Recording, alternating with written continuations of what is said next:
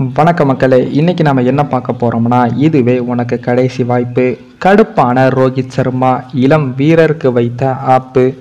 அதாவது India versus Afghanistan அணிகள் மோதிய இரண்டாவது T20 போட்டியில் சுழற்பந்து வீச்சாளர் ரவி பிஷ்னாய் பந்து வீச்சில் செய்த தவறால் 3 பவுண்டரிகள் அடுத்தடுத்து சென்றது.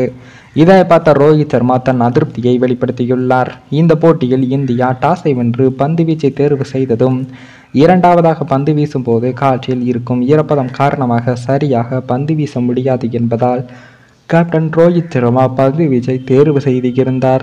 முதல் 6 ஓவர்கள் பவர் பிளே என்றாலும் சுழற்பந்து வீச்சாளர்களை பவர் பிளேவில் பயன்படுத்துவதுதான் என்பதில் உறுதியாக இருந்தார் ரோஹித் சர்மா. அந்த வகையில் 3வது ஓவரை சுழற்பந்து வீச்சாளர் ரவி பிஷ்னாய் வீசினார். அந்த ஓவரின் 2வது பந்திலேயே அவர் ஆப்கானிஸ்தான் துவக்க வீரர் ரஹ்மானுல்லா குர்பாஸ் விக்கெட்டை வீழ்த்தினார். அதனால் கேப்டன் ரோஹித் சர்மா மகிழ்ச்சியையும் வெளிப்படுத்தினார். ஆனால் 5வது ஓவரில் ரவி பிஷ்னாய் அதற்கு வேட்டு வைத்தார். அந்த ஓவரின் முதல் 3 பந்துகளை அவர் தவறான லைன் மற்றும் லென்த்தில் பிச் செய்து வீசினார். முதல் பந்தில் 6 அடித்த குல்தீப்பின் அடுத்த 2 பந்துகளில் 4 அடித்தார். அதனால் ரவி பிஷ்னாய் பவர் பிளே பவுலராக பயன்படுத்தலாம் என்ற ரோஹித் சர்மாவின் திட்டம் தோல்வியடைந்தது. ரவி பிஷ்னாய் 4 ஓவர்கள் வீசி 39 ரன்களை கொடுத்து 2 விக்கெட்டுகளை வீழ்த்தியிருந்தார்.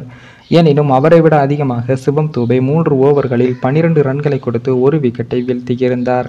முகேஷ் குமார் 2 ஓவர்களில் 21 ரன்களை விட்டுக் கொடுத்து எதுவும் வீழ்த்தவில்லை. மற்ற பந்து வீச்சாளர்களின் சொதப்பலால் ரவி பிஷ்னாய் அதிக ரன்கள் கொடுத்தது பெரிய விமர்சனத்தை கிளப்பவில்லை. பின்னர் ஆப்கானிஸ்தான் அணியானது 20 ஓவர்களில் 172 ரன்களை குவித்தது. பின்னர் இந்திய அணியில் சேசிங்கில் சிவம் தூபே ஜெய்ஸ்வால் அதிரடி ஆட்டத்தை ஆடியதை அடுத்து இந்திய அணி 15.4 ஓவர்களில் எல்லாம் இலக்கை எட்டி அபாரமாக வெற்றி பெற்றது. மேலும் இந்த வீடியோ ஏதோ ஒரு விதத்தில் உங்களுக்கு பிடித்திருக்கும் என்று நினைக்கிறேன். நம்ம சேனலுக்கு புதிதாக வீடியோ பார்க்கிறீர்கள் என்றால் மறக்காமல் சப்ஸ்கிரைபர் பண்ணி விட்டு பாருங்கள். இன்னொரு வீடியோவில் சந்திக்கும் வரை நான் உங்கள் தமிழ்.